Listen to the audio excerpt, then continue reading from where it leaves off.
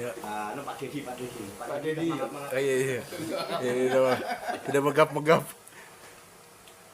Mungkin bisa ada sedikit apa ya, sumbang saran. Ada Masukan. Iya.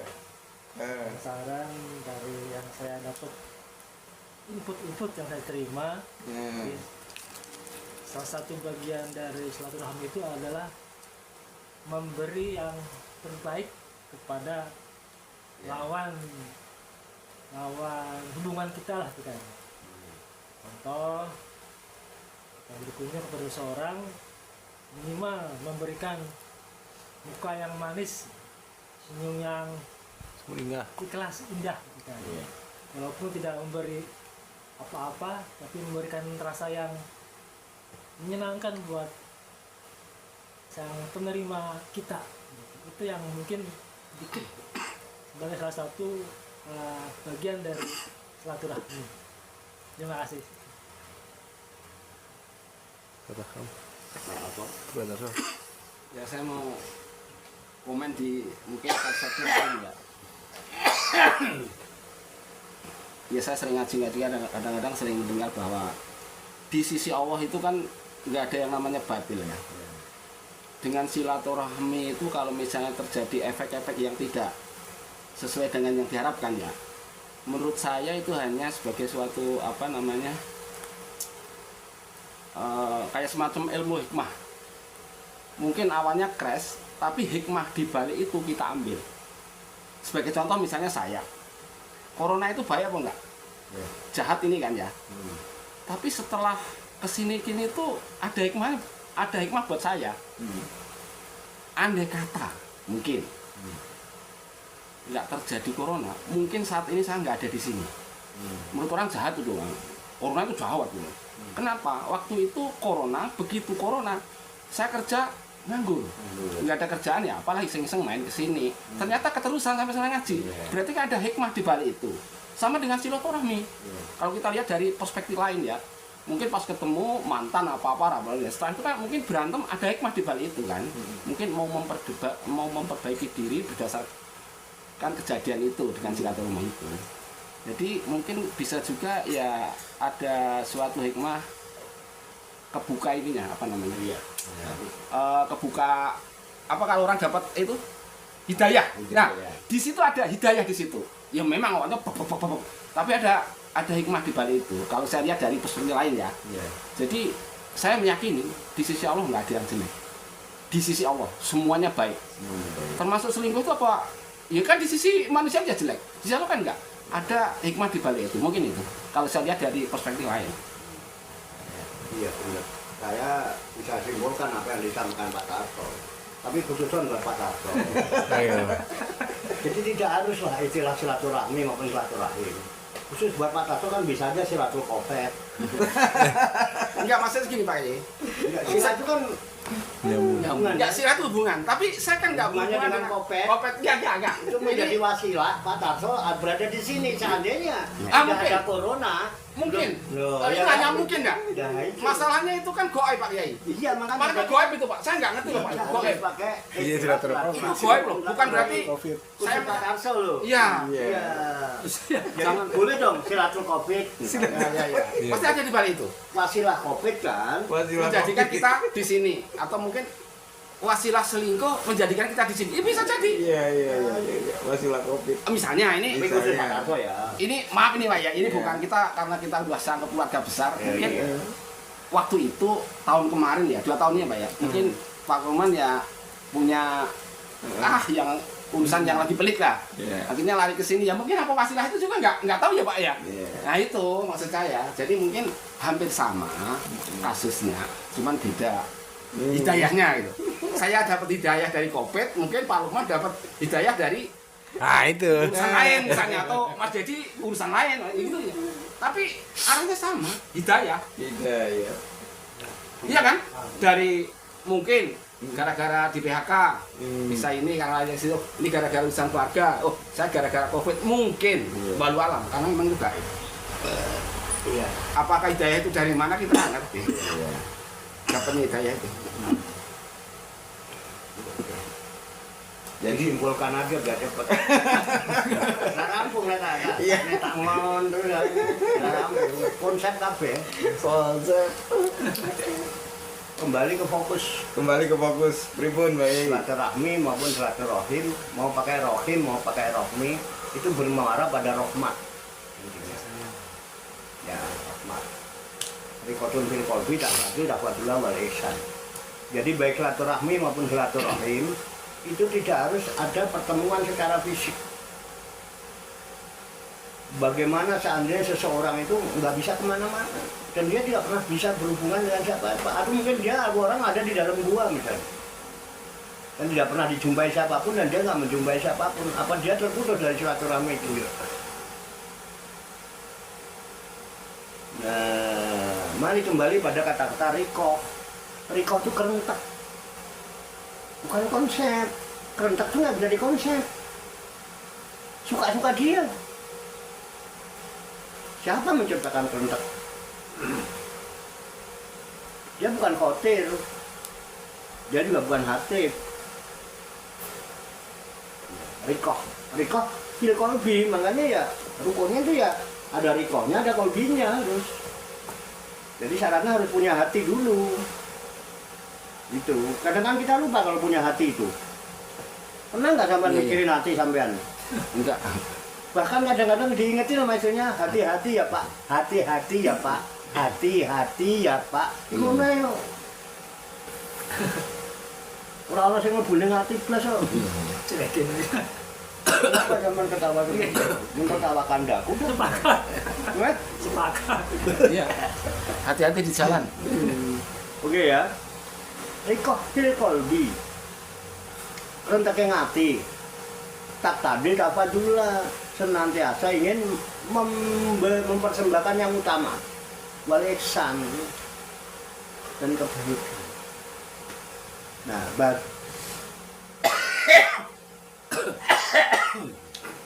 dalam perjalanan hidup kita sebagai manusia, kapan pelaksanaannya? Tentunya sudah kita bangun tidur, sudah berlaku itu. Walaupun belum bertemu siapapun,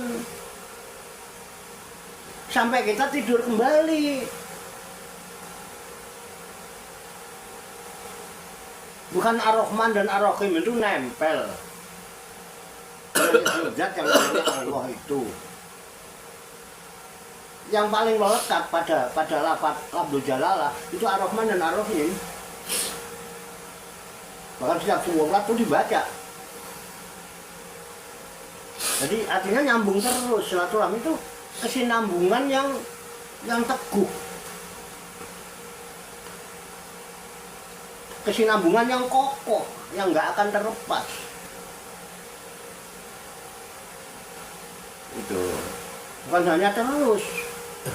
Tukang parkir bilang terus itu bisa maju, bisa mundur, terus mundur, ada terus maju kan gitu. Kokoh, sinambungan yang kokoh, ikatan yang kuat, sambungan yang kuat. Bisa disebut akdun atau akidatun. Oke ya. Jadi bangun tidur. Saya berdua kemana-mana, saya silaturahmi terus. Saya silaturahmi terus. Saya itu bangun tidur tak tuh. Saya itu nggak ini ke siapa-siapa. Yang paling saya jumpai di saat saya bangun tidur hanya Dia yang menciptakan alam semesta. Benar. Dan saya hanya bersyukur.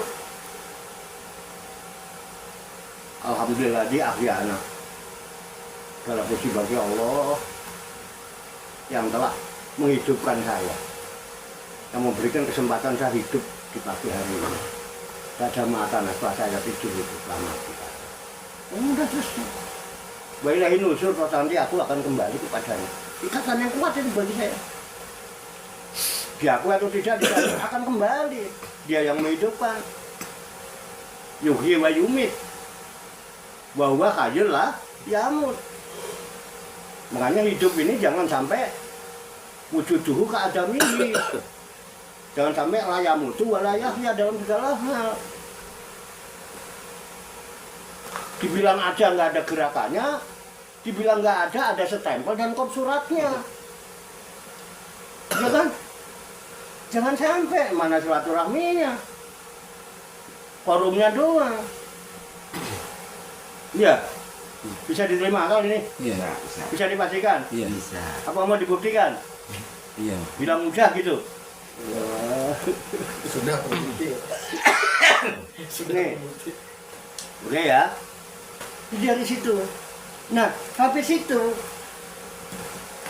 kan ketika kebesarannya itu terbuka, yes, mulai hal yang paling kecil yang ketutup sama yang besar itu tampak dengan cahayanya. Teng. Kok saya melihat diri saya? Apa yang terjadi? Apa yang terbaik yang bisa saya persembahkan sama diri saya? Aku nek bangun tidur yang paling cakep itu duduk ngopi rokokan. Itu yang paling utama dan yang paling baik. Jadi bagaimanapun caranya, kalau saya bangun tidur itu harus ada. Kalau belum ada, saya belum ketemu yang utama dan yang terbaik pada ketika saya bangun tidur. Sehingga saya pesankan kepada anak-anak saya. Bahkan mantu saya ikut repot kadang kalau anak saya nggak ada. Bagaimana kalau dengar kelotek pintu kamar terbuka, itu buru-buru kompor dinyalain. Itu bukti kasih sayang terhadap diri sendiri. Tak binafsi, bukan orang lain terus yang dipandang. Itu orang nggak pernah nengok ke dalam tuh. Orang lain terus ketemu si A, ketemu temen. Kalau ketemu temen itu tuh berusaha berbuat baik. Kalau ketemu dirimu gimana? Kalau kamu nggak pernah sayang dengan dirimu, kamu nggak pernah punya sayang. Kalau kamu nggak punya sayang, bagaimana memberikan sayang sama orang lain? Kamu aja nggak punya kok. Pun dirimu terabaikan. Halo, Pak Didi, kenapa teman memandang seperti terkesima? Ngantuk Pak ya. Tersikima. Antik ya? Antik. Masa ngantuk ya? Coba saya ngotot ngomong setengah mati, ngantuk setengah mati. Nih, coba disadari. Oh, silaturahmi dimaknai kayak gitu sih. Sama. Kalau ketemu aja. Oke ya.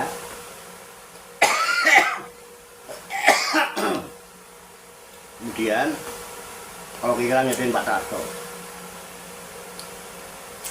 kalau di sisi Allah kan nggak ada yang jelek, silaturahmi itu bisa jadi baik. Ini aja, mulai besok, buat seminggu sekali, buat seminggu 2 kali, kita musyawarah ke rumah Pak Tarto. Pak Tarto bilangin, Pak Tarto, sampan di rumah aja jadi bandar. Emang saya berempat, Kang Lukman, sama Kang Dedi, sama Kang Jul, saya mau ke rumah, mau ngapain? Ya kan, saya ngantongin bil, Dedi sambil ngantongin remi. Aku harus main remi yang ngomongin Pak Tarto udah di bandar wae. Pak Tarto sediain rokok, atau kopi, saya benci.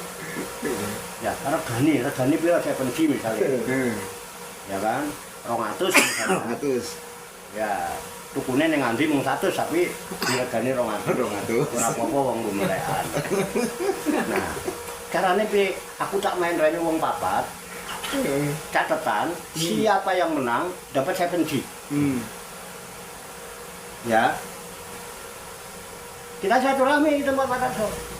Terus, ayo remi, seketan ya. Oh, seketan, ayo seket pinggiran seketan. Seket wong papat 200. Sing menang oleh 7G. Oke? Umpama sing menang aku. Saya dapat apa? 7G. Pak Tarto dapat apa? Duit. 200. Berarti 100 kan? 100. Kedatangan kita memberikan kebaikan apa keburukan? Dan Hah? baikan. Silaturahmi.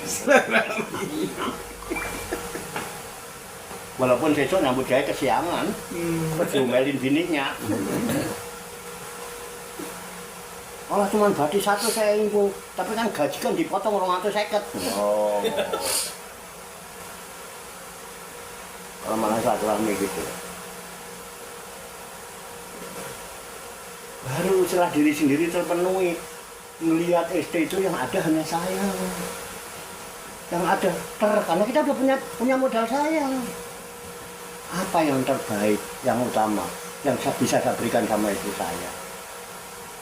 Atau anak saya kalau ketemu anak saya? Atau cucu saya kalau ketemu cucu saya? Atau mantu saya kalau ketemu mantu saya? Wong aku wis. Dri mau sarapan apa? Bet mau sarapan apa? Gio mau sarapan apa? Karena saya punya sayang. Dan itu yang terbaik pagi-pagi menurut saya kalau Andri, Betty, Gio, Beri, nek esok sarapan anteng. Beda karo aku, ora penting kopi karo rokok. Gimana? Bisa dimakal? Bisa dipastikan? Bisa dibuktikan? Apa sudah? Sudah. Oh, enak. Arung nggak bakal dibantah. Nggak pakai sabda Nabi, nggak pakai sedekah udah. Tidak jual-jual nama Allah, nama Nabi bareng, orang ngobrolin silaturahmi aja. Tuh. Setelah itu, saya nggak ketemu siapa kok. Andi sibuk ke atas, ke bawah, dia berangkat sekolah. Yang ada mbet, ketemu lagi mbet lagi. Apa yang terbaik nih kalau ketemu mbet? Mbet mah, asal disuruh belanja, seneng kayaknya. Tanya mbet mau masak apa? Terserah ayah. Karena itu yang terbaik. Selagi saya bisa nawani gitu. Kalau nggak bisa nawani, aku ya menengahi. Mbet ya menengahi, ngerti nah ayahnya menengahi berarti orang yang ditawakno. Oh, udah yang terbaik diem. Daripada saya mengeluh di depan anak,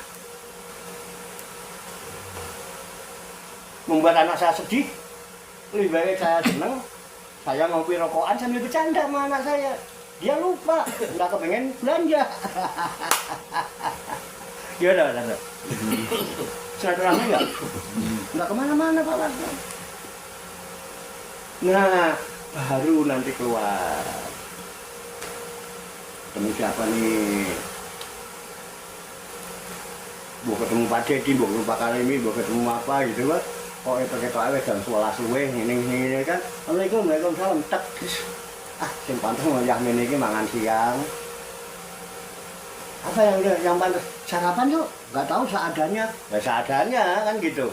Bu ada masalah apa? Karena hanya itu yang terbaik menurut saya yang ada dalam kemampuan saya. Dan timingnya tepat nih jam sakmono itu wayahe makan siang. Gimana Pak Didi? Enggak ada kepentingan apa-apa. Enggak terus mentang-mentang kita ayo makan bareng. Tapi sama yang biasa makan di sini ya. Kalau sholatnya enggak makmuman karo aku enggak sah. Boleh orang ngaji karo aku murtad orang, enggak ada kepentingan enggak ada. Dan saya tidak kepingin dipercaya. Harus percaya sama saya, enggak kafir enggak percaya sama saya. Walaupun saya bilang sabda Nabi, bilang saya enggak kafir enggak percaya sama saya. Percaya sama Allah aja. Ya. Iya percaya sama Allah. Yang goib yang nama saya. Bukan gitu Pak Tata. Terus kalau mau ada pencerahan monggo. Ini dianggap penggelapan. Kalau Anda namanya dianggap penggelapan, ya gitu. Jadi semua konsep tadi itu saya enggak, bagi saya simpel aja kok silaturahmi dan silaturahmi. Terserah mau pakai istilah apa. Itu prakteknya.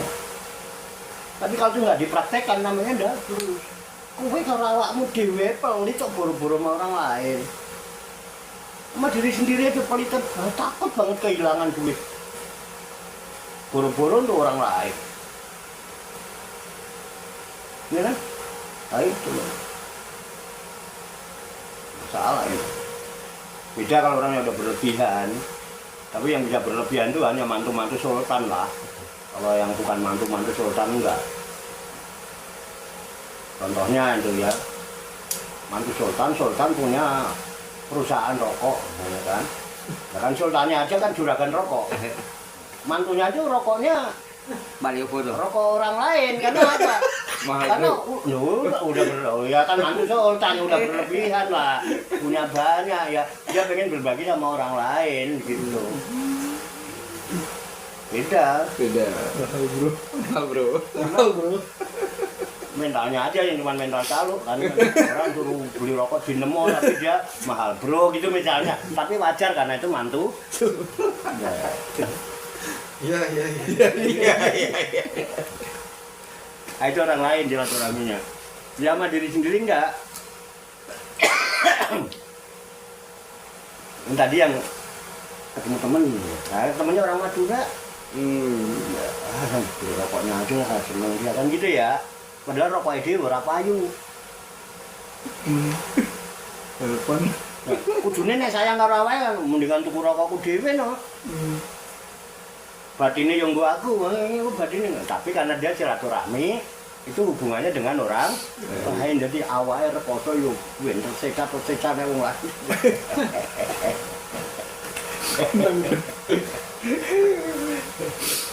mahal bro